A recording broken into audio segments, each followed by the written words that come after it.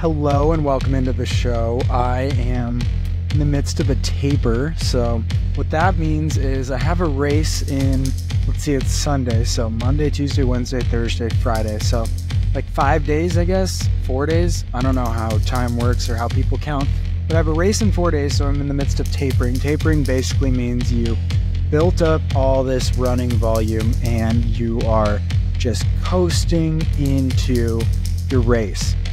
So what I thought I would do is explain the concept of tapering, drop a little knowledge bombs on you, how you can do a taper, why you should taper, all those things. But first, let's get to some news because there's a lot of stuff going on. We've got Tara Dower out going for the Appalachian Trail record. I think someone's going to be going for the John Muir Trail record again starting tomorrow. So that is interesting. We just had a long trail, Will Peterson, I think his name is Sisyphus, trail name, because we love trail names on here. He just set the long trail record in the long trail. It's probably like the hardest trail that I've ever done. I got the record back in 2019 and it's since been lowered by like a day. I mean, it was one of those trails that I didn't know anything about. It's one of the few FKTs, at least the premier ones, that I've gotten without having done it entirely first. Like all the other ones, I'd done pretty much the whole trail, one direction or the other, before I'd gone after the fastest known time, FKT, fastest known time, basically the record, on them. And I hadn't done that on the long trail. I was shocked. I rolled my ankles a bunch, but still held on to a record. It was really good, but that record has gotten out of control. It's gotten so low. So Will Peterson, I hope that's right, on his birthday weekend, I believe, he got the record under 4 days. So like 3 days, 21 hours maybe. So that's some huge news. And now let's dive in to some taper talk. So I haven't really done an episode in the midst of a race because I haven't really raced at all this year. I think I did one episode on why I didn't have the mindset to race, or I didn't really want to race. That was for a race in mid-August. So yeah, let's go ahead and dive into this one. Okay, so I am doing the Wasatch 100, and how I like to treat a taper is usually circle 2 weeks or so. So for the last 2 weeks leading into a race, that's where you're going to drop mileage. And you can think of it as like the 50-50 rule. So that first week, so with 2 weeks to go, the general strategy is to do 50 and 50. So you cut your volume in half, 50% the first week, and then you cut it in half another 50% the second week. And this is like a really good general thing with athletes I coach. This is kind of where we'll start, but with a few wrinkles added in, because that's a whole week plan, but you can also do little tweaks and things of like 10 days out is pretty good.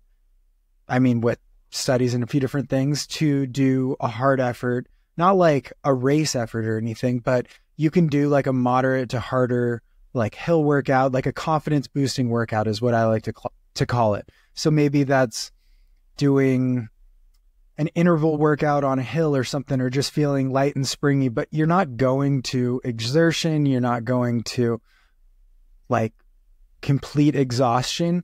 The goal really is to build that confidence. And with 10 days out, there's enough time to recover. So in that week, in every week, you have these little nuances that you can do personally.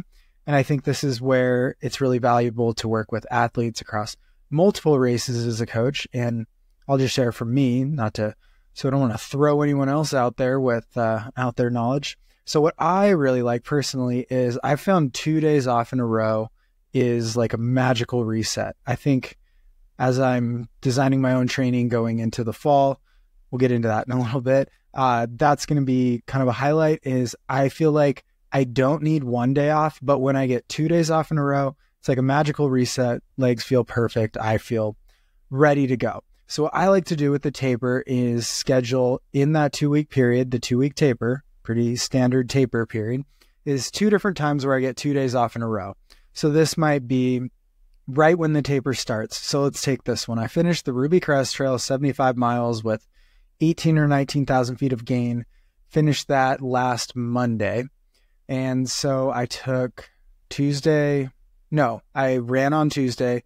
I wanted to get a little bit of quicker work. And then I started my taper Wednesday. I took Wednesday, Thursday off, and then did a really short run on Friday, one run and a backpacking trip on Saturday, a hike on Sunday, and then I'll probably take 2 days off, probably like Monday, Tuesday this week, shakeout Wednesday, blah, blah, blah. But I like to fit in 4 total off days in 2 back-to-back days.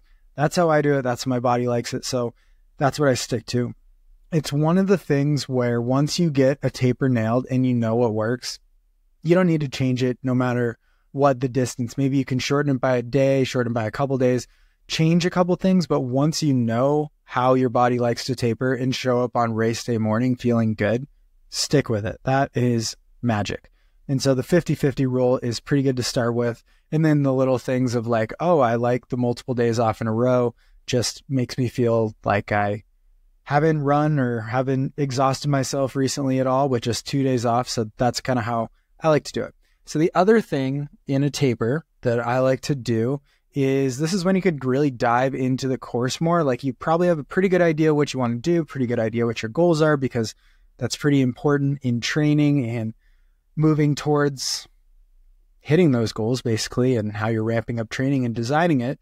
But like Wasatch 100, what I have done is dive into it and kind of an overview, since no one out there is probably running it. If you are, cool, see you out there. But what I like to do is zoom in and then zoom out. So to zoom in, the beginning up through mile about 8.5. So basically mile 3 to 8.5.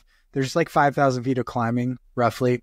I don't have the stats in front of me, but that means that I have already in my head thought about, I'm going to have a goal for that first 8.5 miles. And it's probably going to be a conservative goal where like, I don't want to go faster than this amount of time to cover that 8.5 miles. And then from that 8.5 miles to the finish, I might have a completely separate goal, because then the race becomes 91.5 miles with 19,000 feet of gain, which feels more manageable with probably a lot more runnable periods than the initial 100 miles with 24,000 feet of gain. It goes from, I don't know, what would that be? Like 200 feet a mile versus 240 feet a mile average gain and descent. So that's basically where I zoom in and zoom out. So on that larger scale, and then also looking at the race, this is what you can use all that time you're not training with. You've given up 50% of the time, or you get back 50% of the time you were training. So now you can look at things like this. Another thing with Wasatch is the second half is a lot harder than the first half. No, I completely messed that up. Thank you for bearing with me. Err on me. The second half is a lot easier than the first half. And by easier, it's mostly a lot more descending or stays high. It's never really that flat or anything like that, but it stays high and the climbs are shorter, punchier, but easier to transition through. There is a section kind of in that 30 to 50 range where it looks pretty hard. It can be pretty hot. And so that leads into the next point where I have been enacting like a heat protocol, because it's probably going to be about what peak temperatures are here in Bozeman or a little bit hotter, and just a sauna and heat protocols in general increase your hemoglobin, and I don't know, they have a lot of positive benefits along with being heat acclimatized. That's a hard word to say, probably a $2 word too. That's what I do physiologically.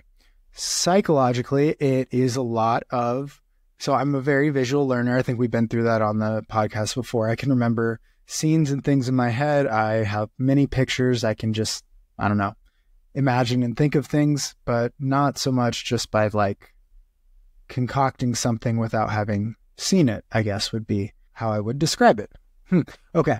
So basically I like to look up the actual scenes from the course. I've run on some of it. I like to rethink and put those images in my head of, I've done a couple like 3,000 foot climb, actually 4,000 foot climb plus in the Wasatch. So think back to how that felt, how it was going, what the terrain was like, because it's different than here.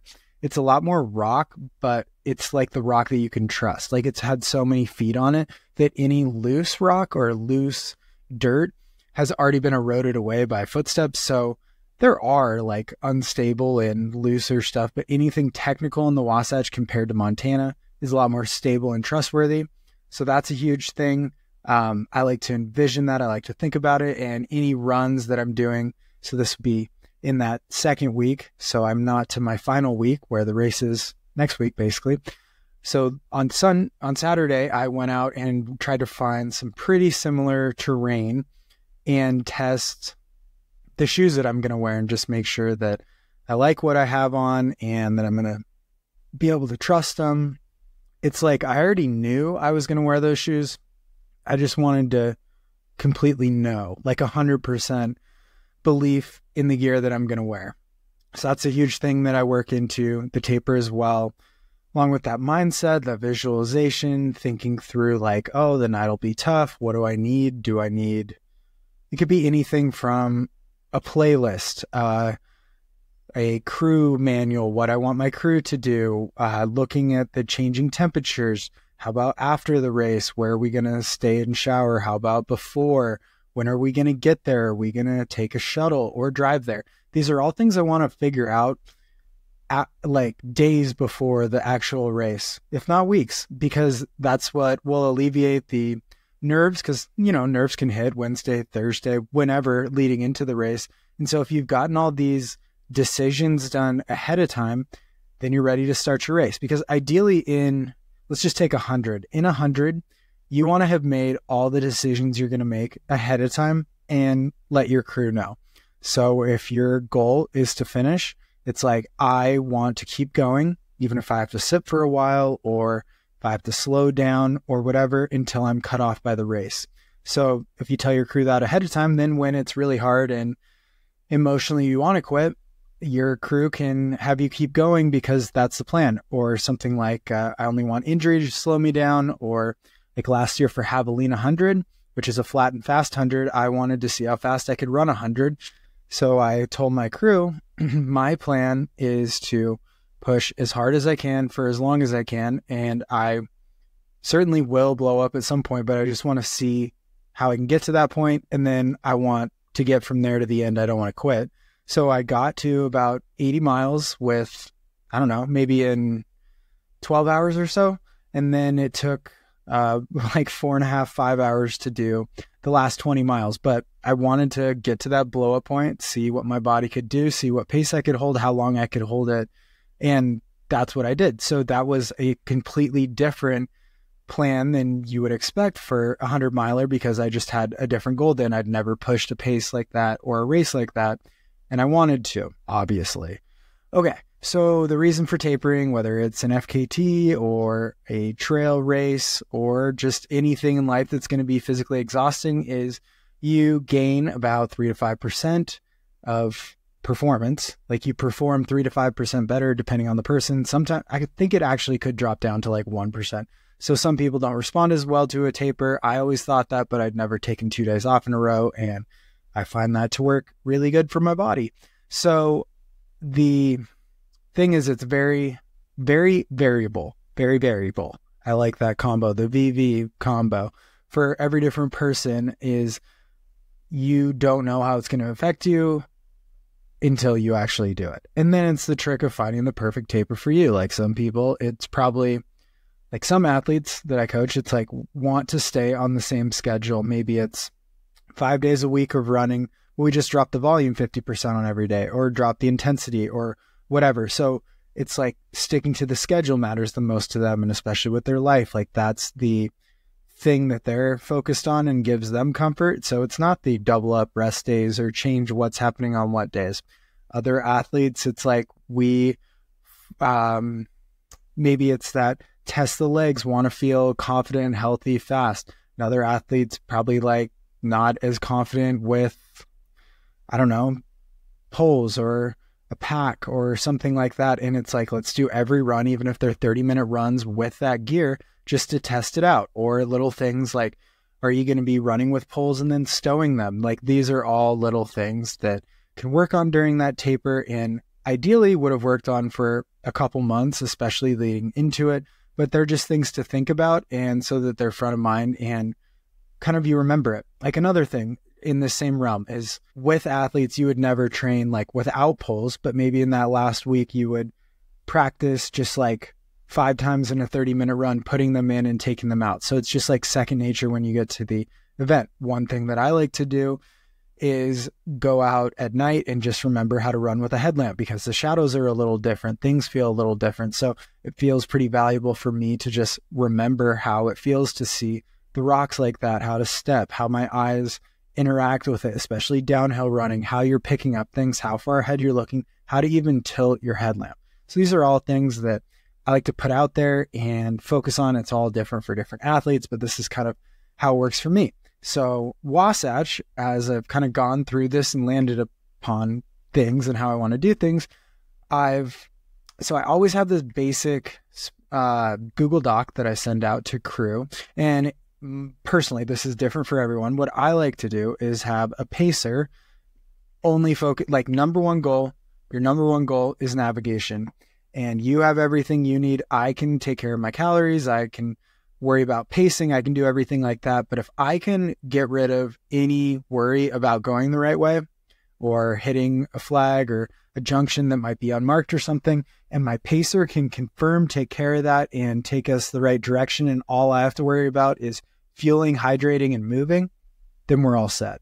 So I put on, that's my number one priority. And then below that, I put up like a number of things that are like nice and helpful, of just like, remind me to throw away wrappers, or when morning starts, so let's try to remember to put on some sunscreen, or just check in on certain things, or I'd like this electrolyte mix at aid stations. Things like that are all, as they say, gravy.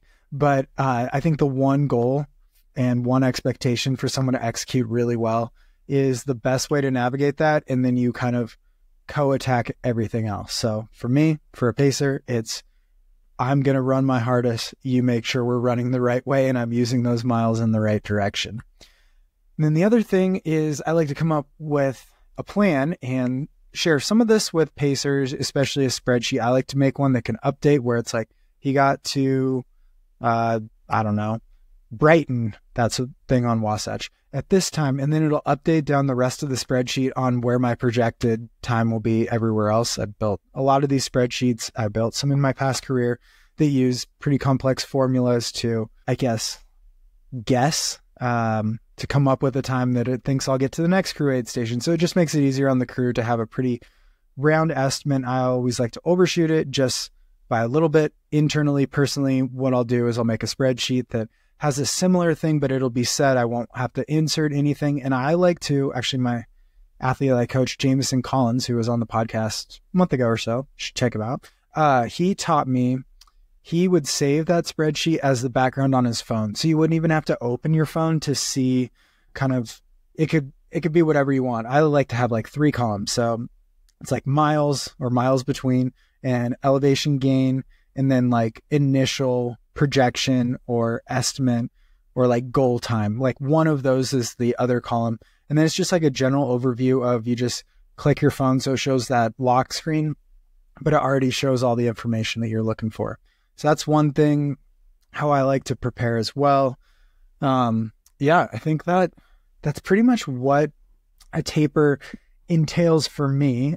Beyond that, it's coming up with a crew plan. I think checklist or something that's bullet pointed, where someone can, if someone's crewing you, they can just move down that checklist. So I like to do, like, I want this many bottles at this aid station. So Wasatch, there's 3 crewed aid stations. So it'll be like, first one, I think it's like Big Meadow or something. I don't have the spreadsheet in front of me. Big Water, something like that. I don't have the spreadsheet in front of me, and I'm terrible with names if you didn't know. It'll be like Big Meadow aid station. I want 3 half-liter bottles with scratch hydration mix in them, and this many carbs, or this many gels, I guess, to hit this amount of carbs. Because the big rage now is like, you want to hit 90 grams of carbs, because that's what everyone is doing, and that's what the pros are doing, and they're winning stuff, setting course records like every single weekend.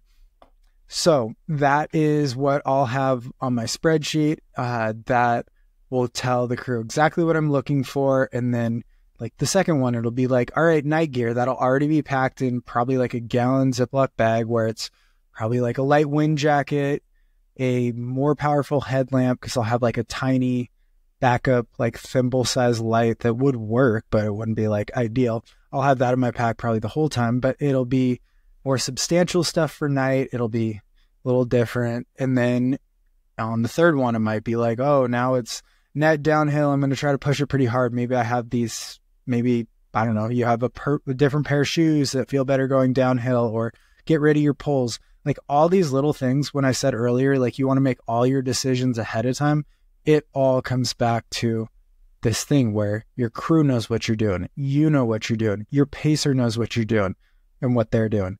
No one needs to clarify what they're doing because you're all set. Because it's already going to take enough brain power and work out there. Like you might be up for 36 hours and your crew might be up and driving around too. And this is where it gives them time to get those other things. If you're like, oh, I really want lemonade or something, like they can run by the store because they already have everything else dialed. Like they got your flask filled, ready to change out. They got ice or whatever. They got night gear ready to change out, and they can just get that extra thing because it's one thing on the list. It doesn't add all these extra things. And I mean, that's usually the problem of you get into an aid station and you have this laundry list of things you want to do, but they don't know them. So they're trying to act on the fly as well.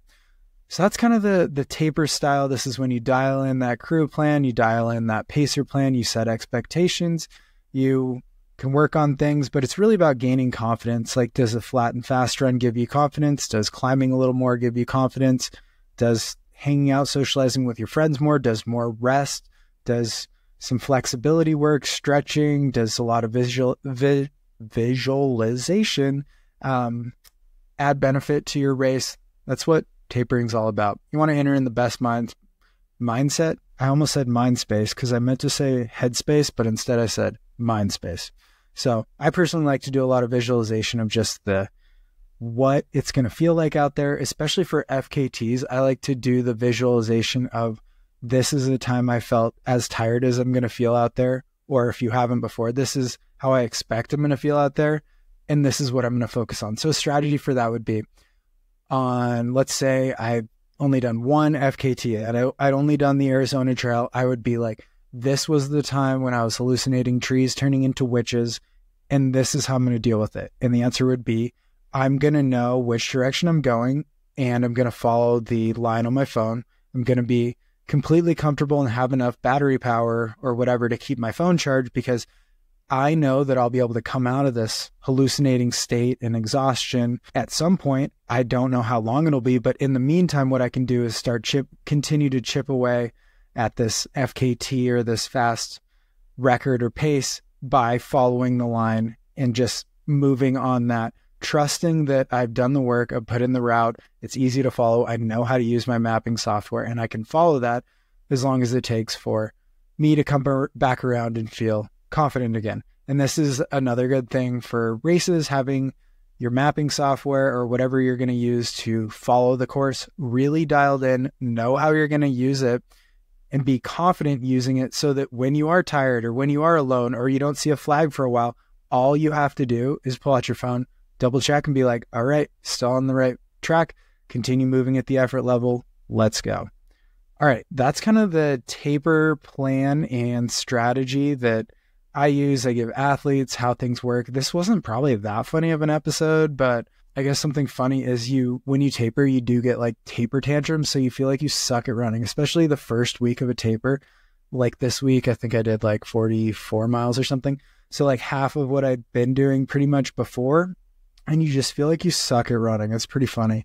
But I think one thing that's helped that for me is these double days off, and then feeling less pressure to keep the days I'm running super light. So I can put more volume on less days if I want to in that first week of the taper.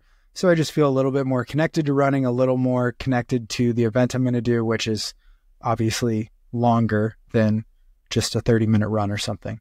So that's how I do it. Hopefully there's some strategies for you out there. The other thing during a taper that I'm going to start implementing, I started implementing before Tahoe, is I dropped the fiber intake a little bit because I think that decreases chances of stomach issues out there. And then, of course, hydrating to the correct level. I try not to change anything about my diet, which means not do anything insane. Like, you get to a race, don't go like out to dinner to spicy Mexican food the night before, but just keep everything the same, drop fiber a little bit, and just stay on top of hydration. Recently in the last year, I've also started packing my vest and gear and everything the night before. Say I like drive to a race, I'll have my vest all packed up, all the nutrition I'm going to start with, everything from the beginning, and I'll hang it on my steering wheel, and all my socks and shoes like on the floor, I guess is what you call it, floor mat. And then I'll put all the clothes I'm going to wear on the seat, so ready to go. Like, everything I need is right there. And then I'll usually have the perfect idea of what I'm already going to eat for a breakfast, something like that, even like an iced coffee drink that can really get the digestive system going, if you know what I mean. But that is your quick and dirty information on tapering, and hope feels useful. I don't know. All right. Thanks, guys. Love you all. Stay elite, my friends.